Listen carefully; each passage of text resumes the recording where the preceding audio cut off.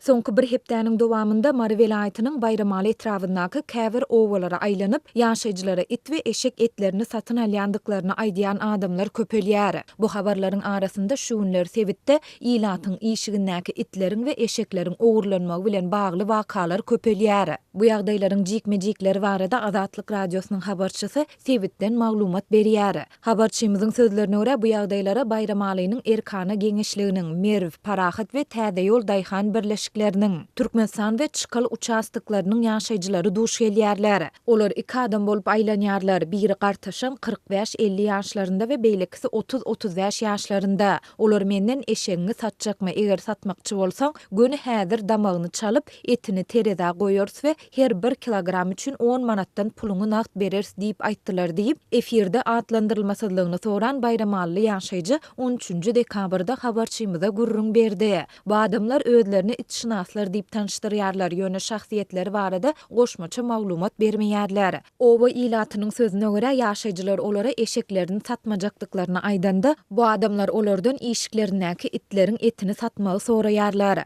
Olar işigindäki 7 ýaşan garry köpegiň her bir kilogram eti üçinde 10 manat teklip etdiler. Men olardan eşeň we etiň etlerini näme etjekdiklerini soradym. Olar maňa özleriniň it saklaýandyklaryny we eşeň etini itlere berýändiklerini aýtdylar. Men olardan itlere itiň etini hem berjek bolýarsyňyzmy diýip soranymda, olar ýok agam, biz muny Baýramalynyň türmesine geçirmek üçin çöpleýäris. Ol türmedäkilerim täze bellemeli ahyryny diýip ýylgyrdylar. Men olary goýup goýberdim diýip oba ýaşaýjylarynyň ýene biri anonimlik şertinde habarçymyza beren maglumatynda aýtdy. Türkmenistanda eşek we it etleriniň bazarlarda ýa-da söwda nokatlarynda satywy gadagyn edilýär. Oba ýaşaýjylary itşinaslaryň eşek ýa-da haram ölen malyň etini mundan ozalky ýyllarda hem wagtal satyn alandyklaryny, ýöne itiň etiniň sorulmagy bilen bagly ýagdaýa ilkinji gedek duş gelýändiklerini belleýärler. Olaryň sözlerine görä polisiýa işgärleri özleriniň bu adamlardan habarladyklaryny, ýöne başlyklaryň buýrugy bolmasa hiç zat edip bilmeýändiklerini aýdýarlar. Azatlyk baýdalanlar barada Baýramaly etrap häkimliginden we polisiýa müdirliginden goşmaça maglumat ýa kommentari alyp bilmedi. Bu aralykda habarçymyz soňky günlerde ilatyň işigindäki itleriň we eşekleriň ogurlanmagy bilen bagly wakalaryň köpelendigine habar berýär. Oba ýaşaýjylarynyň ençemesiniň habarçymyza aýtmagyna görä, olar eşekleriniň ogurlanandygy barada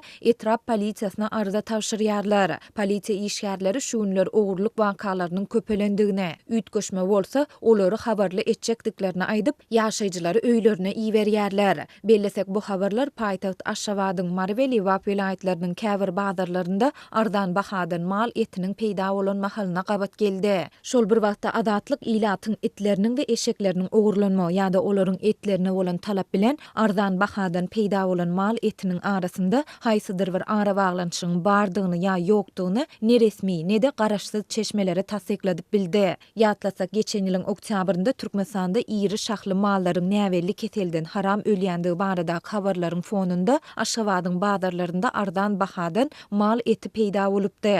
Azatlyk şonda da mal ölümleri bilen ardan bahadan mal etiniň peýda bolmagynyň arasynda mümkin bolan ara baglanşygy garaşsyz tasdikladyp bilmendi. Türkmen häkimetleri we media serişdeleri adatça ýurtda peýda bolýan bu habarlar barada resmi beýanat ýa-da maglumat çap etmeýärler.